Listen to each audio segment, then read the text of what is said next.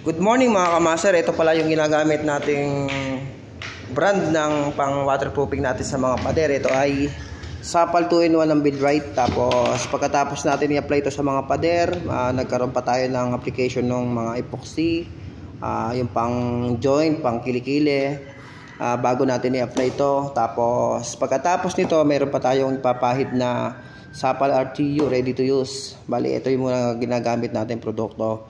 Bukod pa doon, may ginamit tayong cementitious na Boostic para naman sa flooring. Dalawang brand po ang ating ginagamit. Isang Boostic po at saka Buildrite. Yung Buildrite natin, ginagamit natin sa mga wall. Yun naman pong Boostic natin, ginagamit natin sa flooring. Magkaiba po ang application nun. Magkaiba rin po ang proseso ng paggamit nun. Bali, sa ngayon, nandito tayo sa ilalim ng kisame. Nagkakaroon tayo ng flood testing sa ibabaw. After 3 days, bubuksan natin lahat ng kisame na yan. Lahat ng kisame na yan, i-open natin para makita kung yung flood testing na ginawa natin ay nagkaroon ng leak dito at hindi natin kailangan natin buksan para makita natin kung saan natin naayusin yung leak na yun. Ayan guys, kaya tayo sa taas, titingnan natin yung ginagawa natin flood testing ngayon.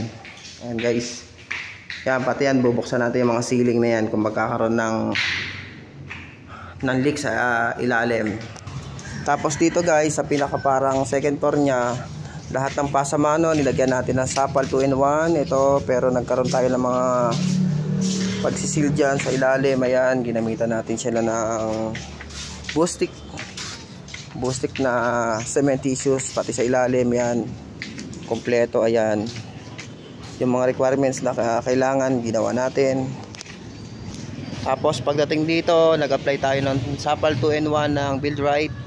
Ayan, nagkaroon tayo ng clearing, sanding para matanggal natin ang mga dust.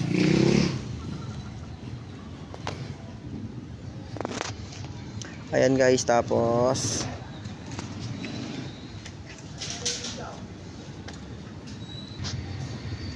dito sa ibabaw, ito yung ibabaw ng second floor, ito ang roof deck. Nagkakaroon tayo dito ng flood testing. Bali, pinupuno po natin ng tubig to, siguro mga 30 o 15 cm ang lalim.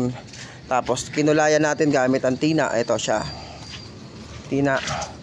Kailangan po talaga may kulay ang tubig para madali nating matrace o masusog kung saan yung magkakaroon ng leak. Ayan siya. Bali, kanina pa namin siya tinutubigan. Ito po ang sitwasyon dito.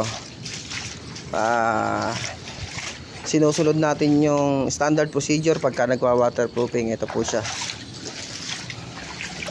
Ito po ang pamamaraan para masigurado natin na epektibo ang magiging waterproofing natin.